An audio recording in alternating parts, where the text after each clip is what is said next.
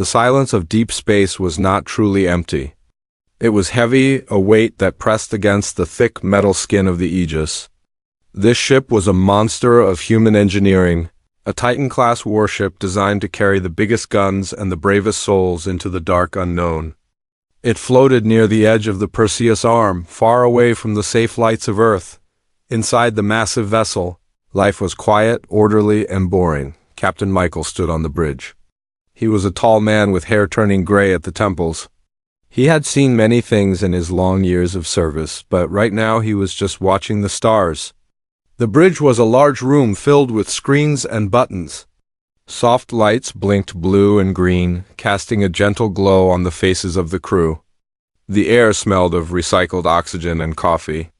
It was a smell that meant home to the people who lived among the stars. "Status report," Michael said. His voice was calm and low. It did not need to be loud to be heard. Lieutenant David sat at the weapons station. He was young, with eager eyes that always looked for trouble. He turned in his chair to face the captain. "All systems are green, Captain," David said. "The long-range sensors are clear. There is nothing out here but dust and rocks." Ensign Sarah sat at the communications desk. She was listening to the static of the universe through her headset. "No signals detected, sir," she added. "It is just the background noise of the galaxy." Michael nodded his head slightly. He liked the quiet, but he also knew that quiet was often a lie. In space, quiet usually meant that something was hiding. He walked to the large window at the front of the bridge. It was a thick piece of glass that could stop a meteor. Through it he could see the endless black void and the distant, cold pinpricks of light. Suddenly the ship shuddered. It was not a big movement, but it was enough to make the coffee in Sarah's cup ripple. Michael frowned. He turned back to the center of the room. "Report," he said, his voice sharper now. "Unknown energy spike," David said, his fingers flying across his keyboard. "It came from nowhere, sir. It is right in front of us." "On screen," Michael ordered. The main view screen flickered. At first, there was nothing but the usual star field. Then the image changed. In the center of the screen, a tear appeared. It looked like someone had taken a knife to a painting of the night sky. It was a jagged line of pure white light that seemed to hurt the eyes even through the digital display. The stars around it bent, twisting away from the light as if they were afraid. "What is that?" Sarah asked, pulling her headphones off. Her face was pale. "I do not know," Michael said. He stepped closer to the screen. "Bring us about." "Shields up." "Red alert." The ship groaned as it turned.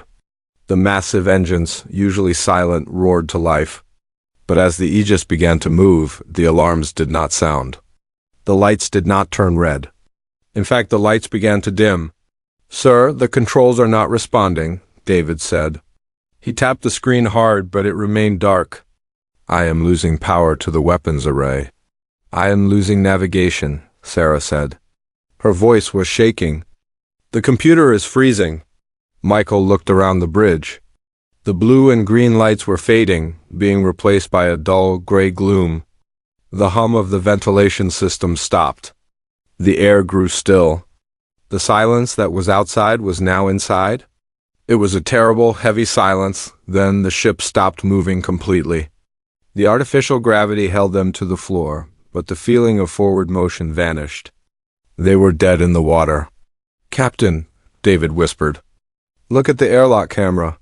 Michael looked at the small monitor in the corner of the room.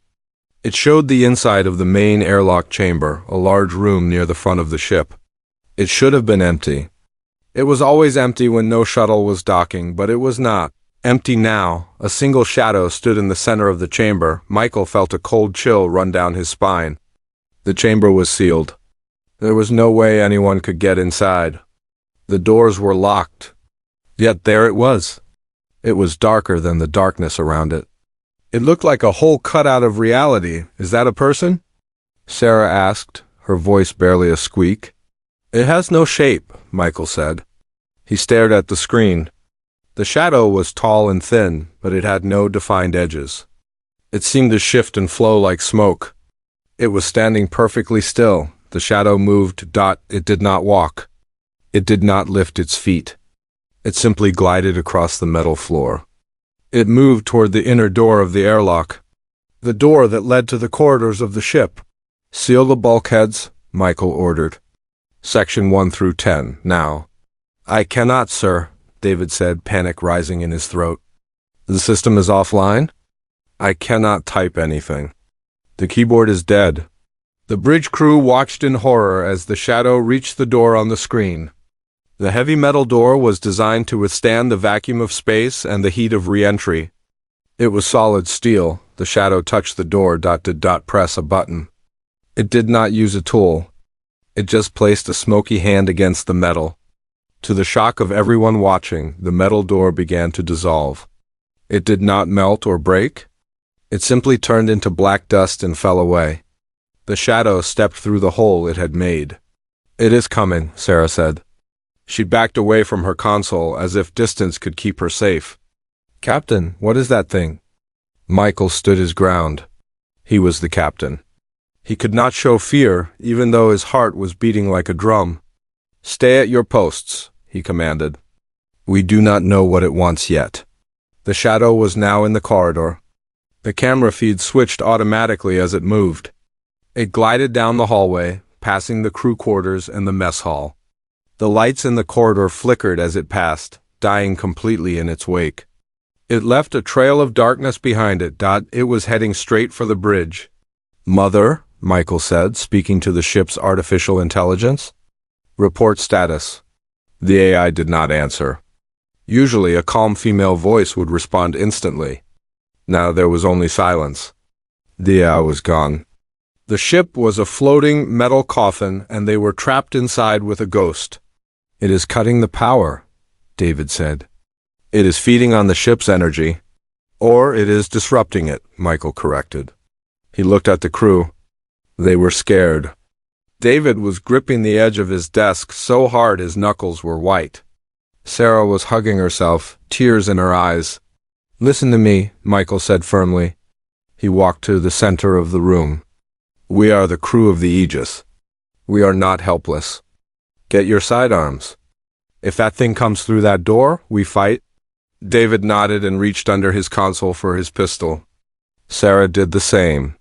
Their hands shook as they held the weapons. They waited. The silence on the bridge was loud. They could hear their own breathing. They could hear the blood rushing in their ears. On the monitor, the shadow turned the final corner. It was now at the blast doors of the bridge. These were the thickest doors on the ship. They were meant to protect the command center during a battle. The shadow did not stop. It did not slow down. It hit the doors at full speed. There was no sound of impact. No crash, no bang. But on the bridge, the lights died completely. The emergency lights did not turn on. The screens went black. The only light came from the stars outside the window. In that dim light, Michael saw the heavy blast doors begin to shake. They were vibrating.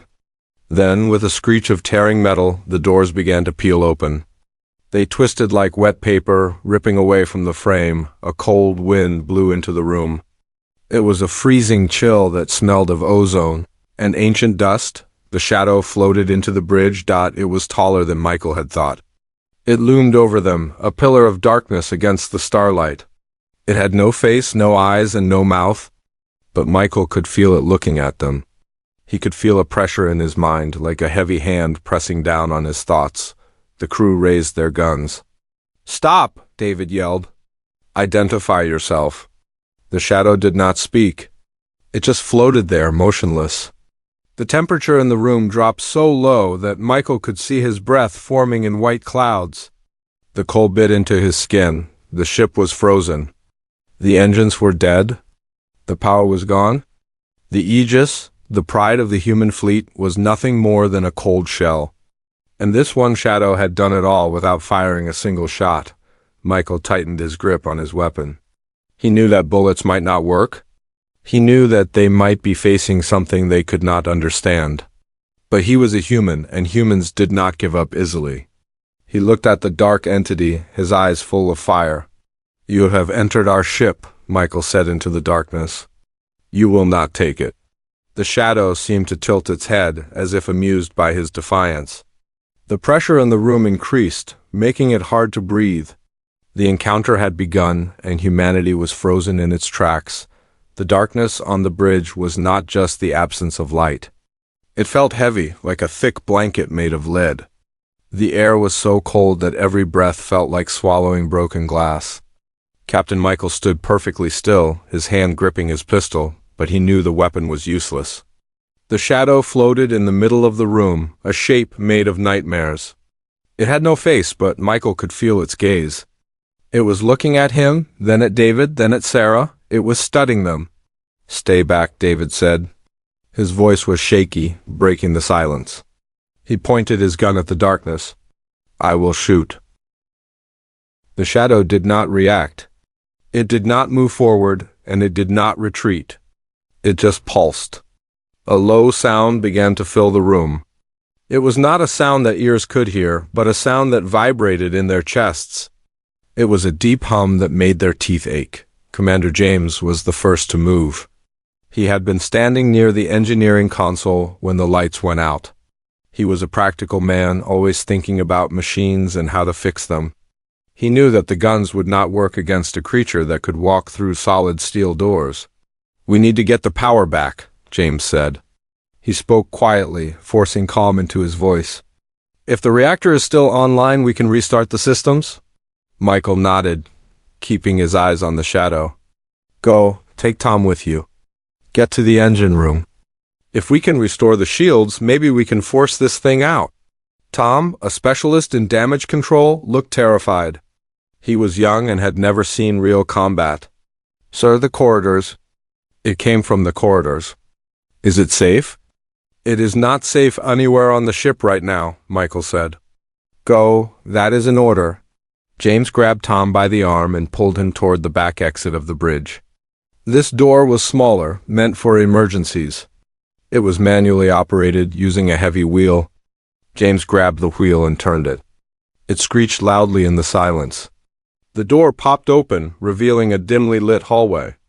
The emergency lights here were flickering, casting long, dancing shadows on the walls. James and Tom stepped out into the hall. The heavy door clicked shut behind them, locking the bridge crew away. "Do you feel that?" Tom asked, hugging his arms around his chest. "It is freezing." "Just keep moving," James said. He started to run down the corridor. His boots clanged on the metal floor. They ran past the mess hall and the sleeping quarters. The ship felt like a tomb. Usually the Aegis was full of noise, the hum of the ventilation, the chatter of the crew, the beep of machines.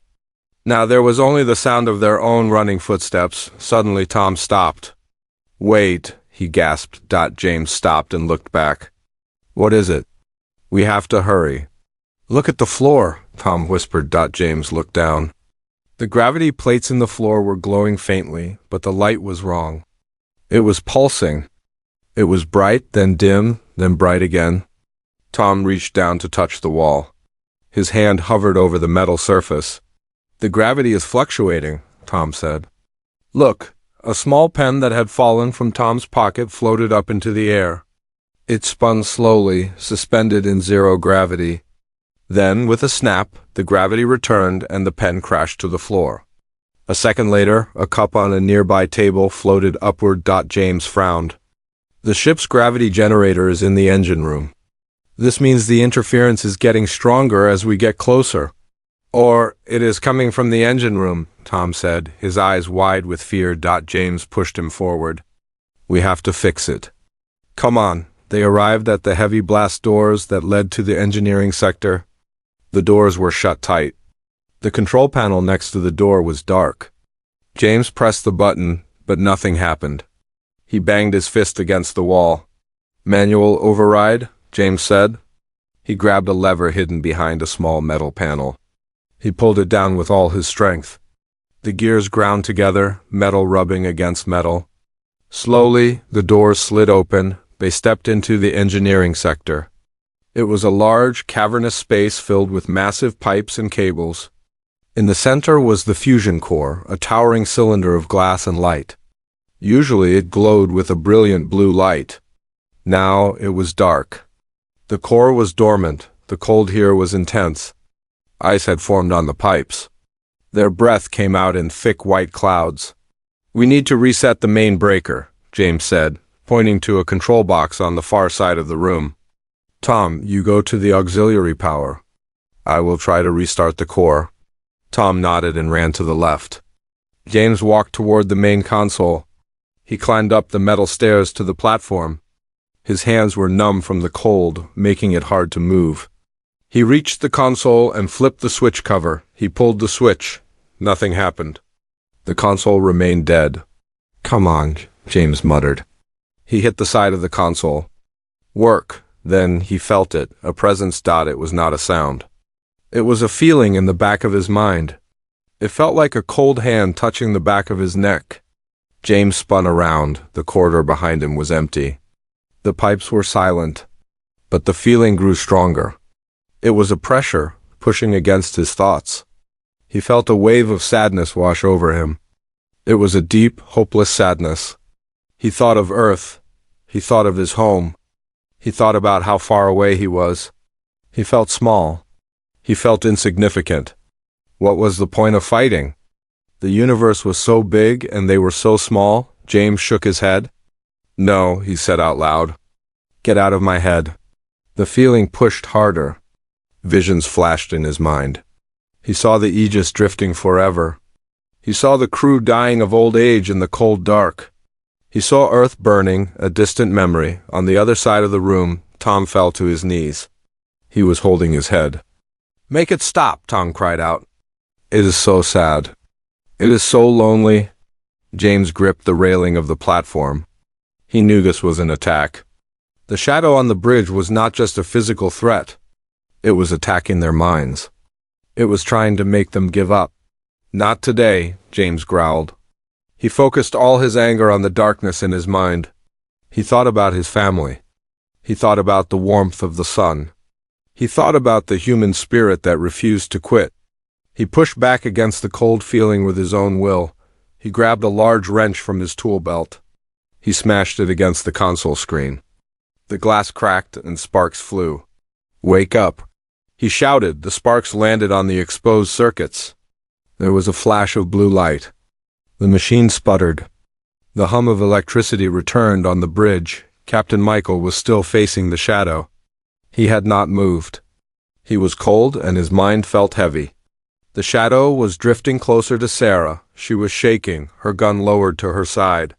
"It wants us to sleep," Michael whispered to himself. He realized what was happening. It was not just freezing the ship. It was freezing their will. Then a light flickered on the wall behind the shadow. It was a small red light. Then another one.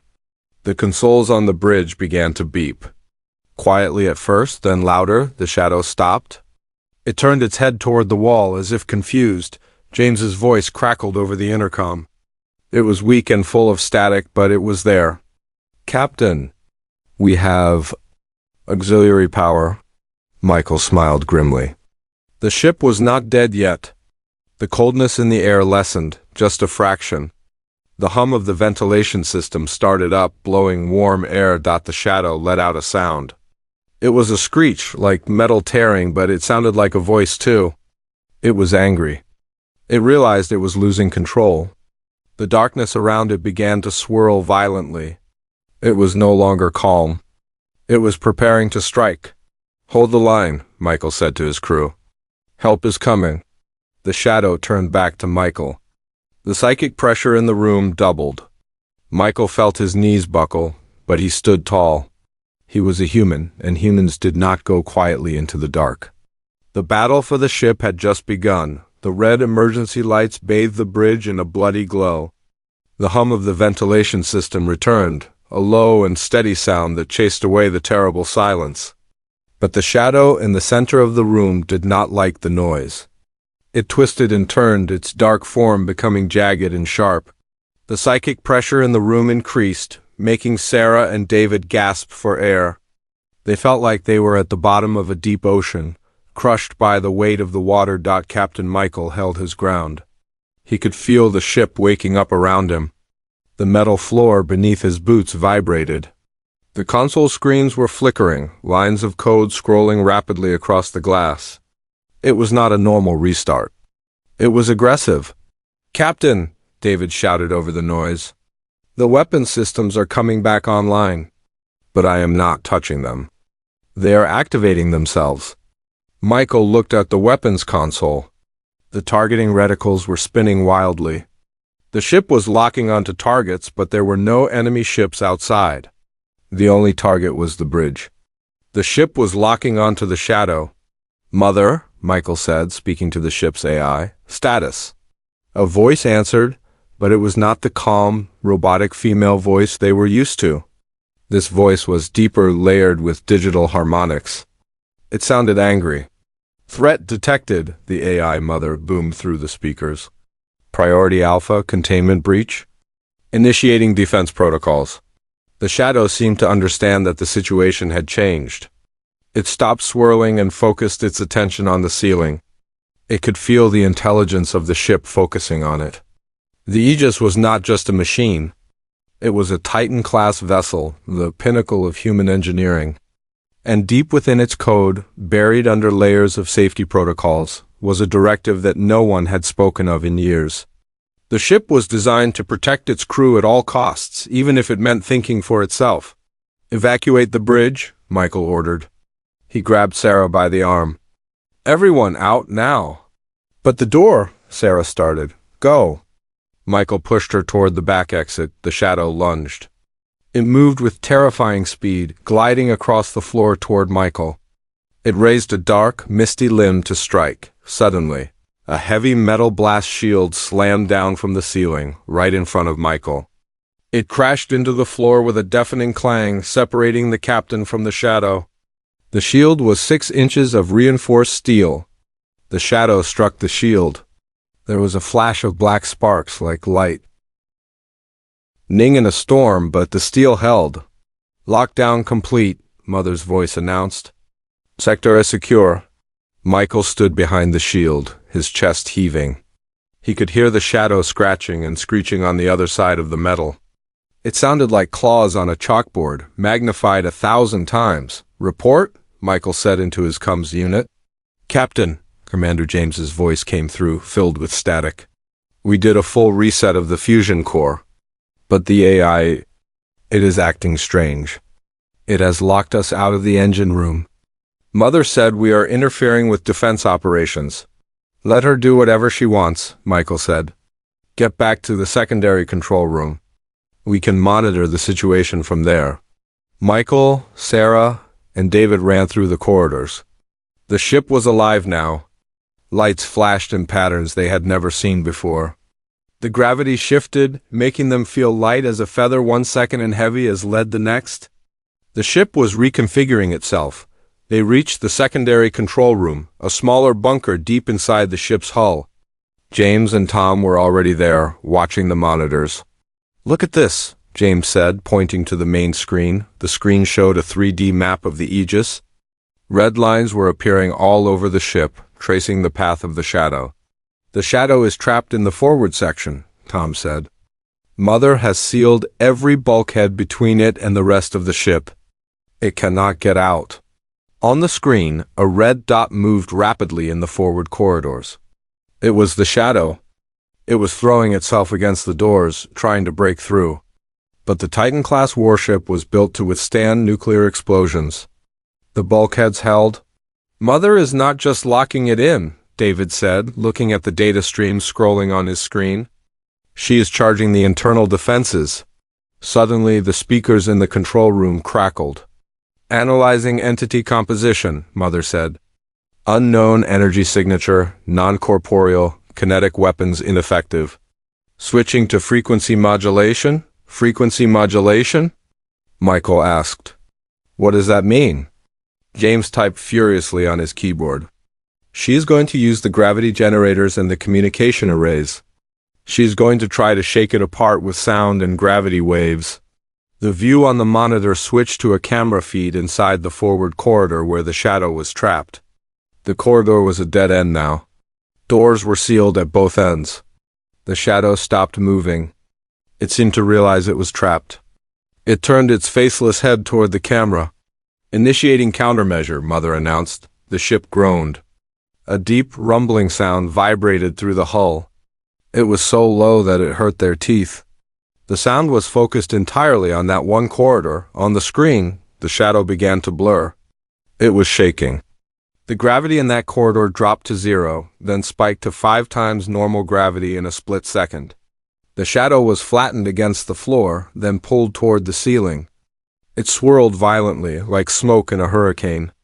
"It is hurting it," Sarah whispered. The shadow let out a psychic scream that everyone on the ship felt. It was a sharp pain in their heads, but it was distant, muffled by the ship's thick walls. "Adaptive behavior detected," Mother said calmly. Escalating response. The lights in the trapped corridor turned from red to a blinding violet.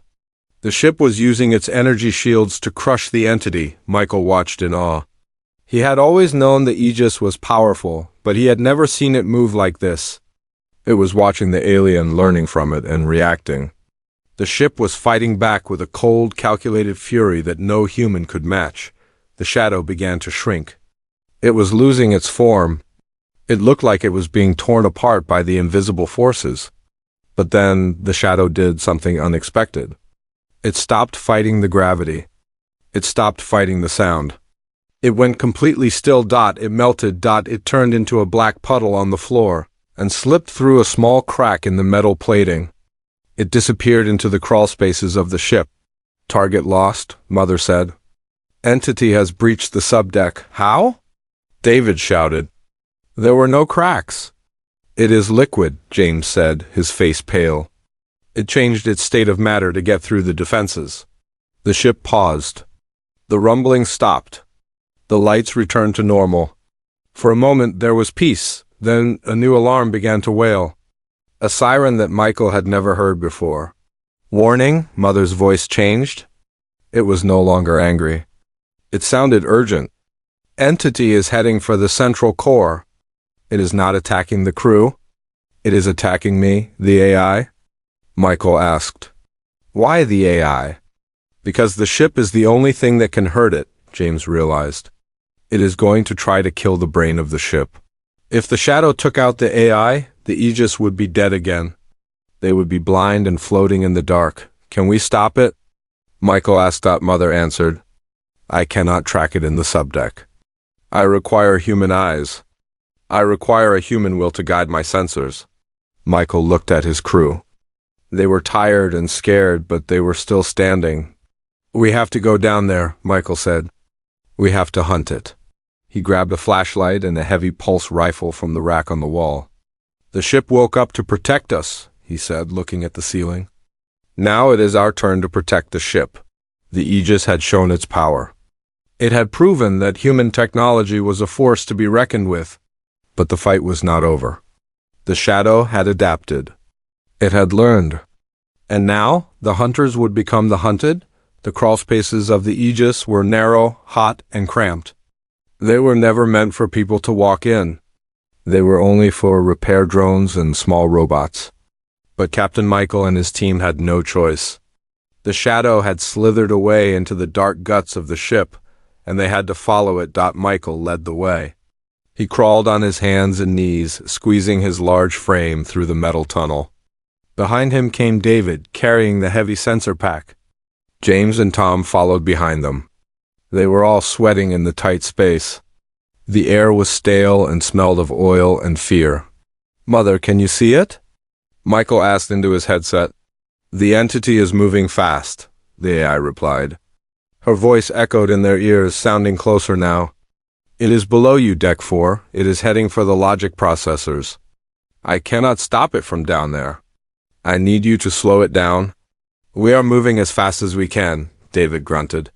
He hit his elbow on a pipe. "This is impossible." "Keep moving," Michael ordered. They reached a hatch on the floor of the tunnel. Michael undid the locks and pushed it open. He dropped down into a larger corridor. This was the subdeck, the lowest level of the ship. It was dimly lit by red emergency lights. The shadows here were long and twisted. As soon as their boots hit the floor, a wave of terror hit them. It was not physical. It was a feeling that washed over their minds. Michael felt his heart race. He suddenly felt incredibly small. He thought about the vastness of space, the cold stars, and how short human lives were. What was the point of fighting? Why not just lie down and sleep? Tom slumped against the wall. I can't, he whispered. It's too sad. We are going to die here. David shook his head violently. No, get up, Tom. The shadow was using their own minds against them. It was feeding them fear to make them give up. Dr. Emily, the ship's psychologist, had stayed in the secondary control room to monitor the crew's vital signs. Her voice came over the radio. Captain, listen to me, she said firmly. I am watching your heart rates. The entity is projecting a telepathic field. It is empathy but inverted. It is forcing despair into your brains. How do we stop it? Michael asked, fighting the urge to close his eyes and sleep. You can't block it out, Emily said. You have to fight it with a stronger emotion. Fear is passive. Anger is active. You have to get angry. Michael looked at his team. They were shaking. They looked defeated. He knew he had to change the mood. He thought about his home. He thought about the people of Earth. This thing had come into their house. It had frozen their ship. It had scared his crew. Michael stood up straight. He remembered the cold silence in the beginning. He remembered the feeling of helplessness. That made him mad. Hey! Michael shouted at the empty corridor. His voice boomed off the metal walls. You think you scare us? You are just a shadow. You are nothing but a dirty smudge on my ship. David looked at the captain. He saw the fire in Michael's eyes. David remembered the fear he felt when the doors were ripped open. He grabbed his rifle tighter. Yeah, David yelled. Get off our ship. Tom looked up. The darkness in his mind receded, replaced by the heat of anger. You broke my console, Tom screamed, surprising everyone. I spent 3 days fixing that console. The psychic weight lifted slightly. The entity was confused. It expected prey to cower. It did not expect prey to roar. Move! Michael yelled. Let's go kill this thing. They ran down the corridor, fueled by their own rage. They turned a corner and saw it. The shadow was clinging to the ceiling near a large junction box. It was larger now, sucking power from the ship's wires. It glowed with a dark purple light. Target in sight, David said. He raised his weapon. Mother, target the junction box?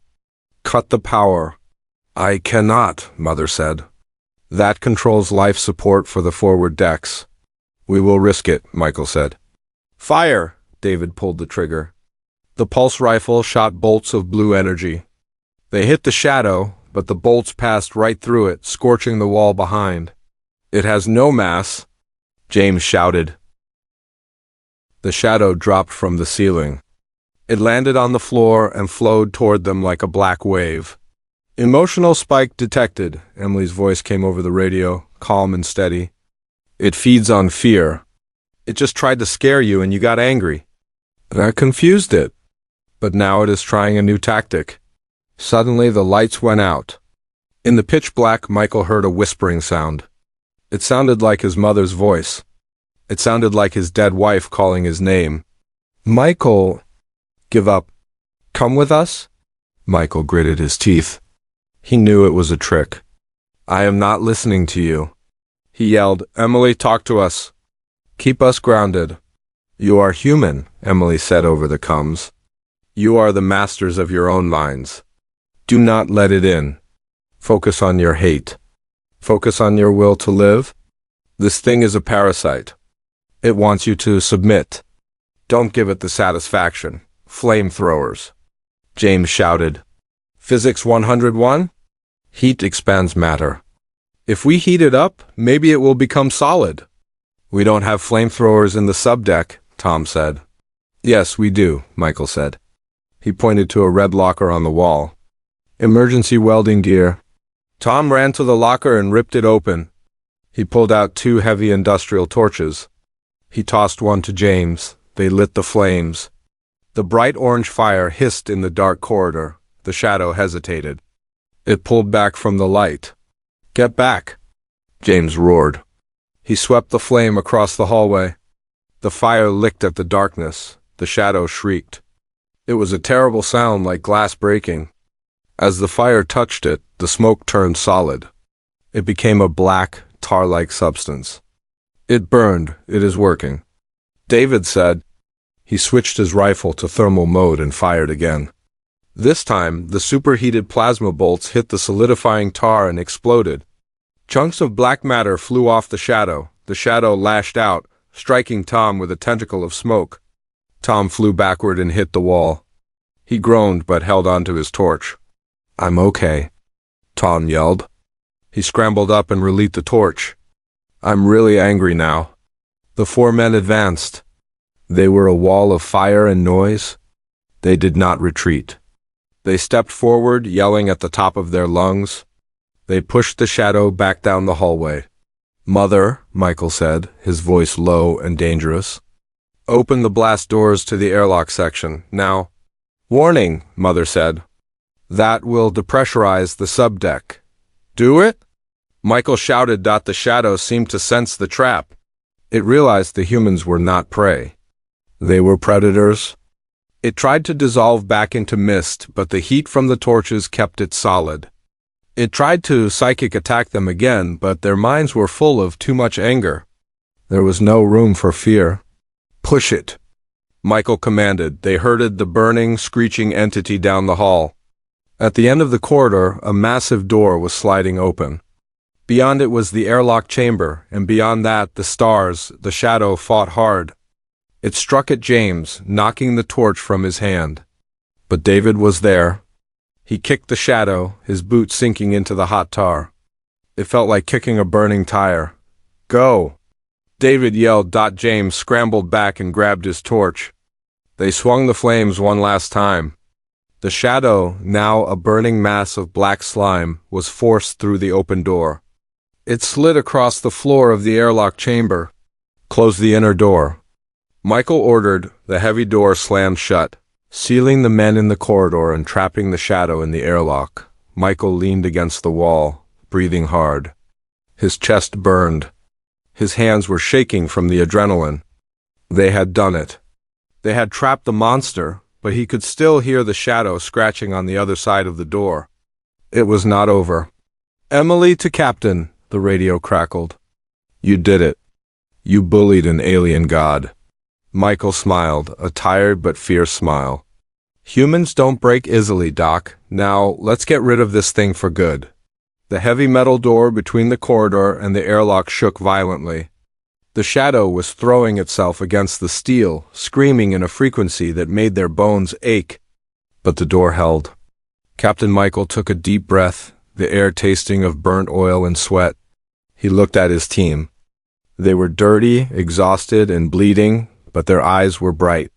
They had won the fight in the hallway. Now they had to finish the job. "Mother," Michael said, his voice raspy. "Status of the airlock." "Inner door is sealed," the AI replied. "The entity is contained in Chamber A. It is damaging the inner door, but the structural integrity is at 80%. "Can we flush it?" Tom asked. He was holding his side where he had hit the wall. "Just open the outer door and suck it out?" "It is not that simple," James said. He was looking at a panel on the wall. "The airlock controls are frozen. The shadow is using its energy to jam the mechanism. It knows we are trying to kill it." Michael looked at David. "You still have that sensor pack?" David nodded. He lifted the heavy box onto his shoulder. "Yes, Captain." "Good. Mother, I need you to link with David's sensor. I want you to project a high-frequency gravity wave directly at the inner door. Not to break it, but to vibrate it. Make the door hum." "I understand," Mother said. "Calculating frequency. This will be uncomfortable for you." "Do it." A low hum filled the corridor. It started in their teeth and quickly moved to their chests. The floor vibrated. The shaking made it hard to stand. On the other side of the door they could hear the shadow screeching. The vibration was disrupting its form. It was like shaking a glass of water until the water spilled. "Tom!" Michael shouted over the noise. "I need you to manually override the outer door release." It is the red lever on the wall next to the airlock. Tom looked at the lever. It was protected by a glass case. But if I open that while the inner door is shut, we will just create a vacuum in the airlock. The inner door won't open unless we equalize the pressure. We don't want the inner door to open, Michael said. He grabbed a cutting torch from the floor. James, help me. We are going to cut a hole in the inner door. You want to let it out? David asked, shocked. No, Michael said. We are going to give it a way out that it thinks is an escape. We cut a small hole. The pressure difference will suck it through the hole. But before it gets into this corridor, the outer door opens. It gets pulled into space instead. It was a crazy plan. It relied on perfect timing. If they were too slow, the shadow would come through the hole and kill them all. If they were too fast, the vacuum would tear the ship apart. Let's do it, James said. He reignited his torch. The two men moved to the door. The flame was bright blue and hot. They started cutting a circle in the thick steel. Sparks flew everywhere. The metal glowed red. The humming from the ship's gravity drives got louder. Mother, Michael grunted as he cut. Be ready to open the outer door the second I say now. Standing by, the AI said. The noise was deafening. The shadow was battering the door, sensing the metal weakening. It could smell the air on the other side. It wanted out. Almost there, James yelled. The circle of metal was glowing white-hot. David watched the sensor pack. Captain, its density is peaking. It is bunching up right behind the door. Now! Michael shouted. He kicked a piece of hot metal inward. It fell into the airlock chamber with a clang. A roar of air rushed toward the hole. The pressure in the corridor was higher than in the airlock. A powerful wind sucked at their clothes. Through the small hole, they could see the black mass of the shadow being pulled toward the opening. It stretched like taffy, trying to squeeze through the gap. Mother! Open outer door. Michael screamed. Outer door opening, Mother announced. There was a sound like a cracking whip. The air in the airlock chamber instantly vanished into the void of space. The shadow, which had been halfway through the hole, was yanked backward with incredible force. It could not hold on. The vacuum was too strong. The shadow slid back through the hole it was trying to enter. It was dragged across the floor of the airlock. It tumbled end over end, a confused and angry cloud of darkness. Then, it hit the open outer door. Space is cold and empty. The shadow had no ship to protect it. As it crossed the threshold into the void, it seemed to freeze. It tried to grab the edges of the door, but there was nothing to hold. The ship's gravity generators, still vibrating, pushed it away. With a final, silent pulse, the shadow was ejected. It floated away from the Aegis, rapidly shrinking in the distance. It was just a speck of dust against the endless black. Close outer door, Michael ordered. He slumped against the wall, sliding down to sit on the floor. Repressurize the airlock. The roar of the wind died down. The silence returned, but this time it was a peaceful silence. The red emergency lights slowly faded, replaced by the soft white glow of normal operations. The hum of the ventilation system returned, bringing fresh, cool air. We did it, Tom whispered. He dropped his torch and put his head in his hands. We actually did it. David was laughing. It was a nervous, happy laugh. Did you see its face? Well, it didn't have a face, but you know what I mean. Michael tapped his comms unit. Briggs, this is the captain. Status report. Sarah's voice came through, full of relief. Captain, the power is back to 100%. The shadow is gone from our sensors. Mother says the threat is neutralized. Good work, everyone, Michael said. We are coming back up. It took them 20 minutes to clean up and climb back to the bridge. When the doors opened, the crew cheered. Sarah was crying, hugging David. Commander James clapped Michael on the back.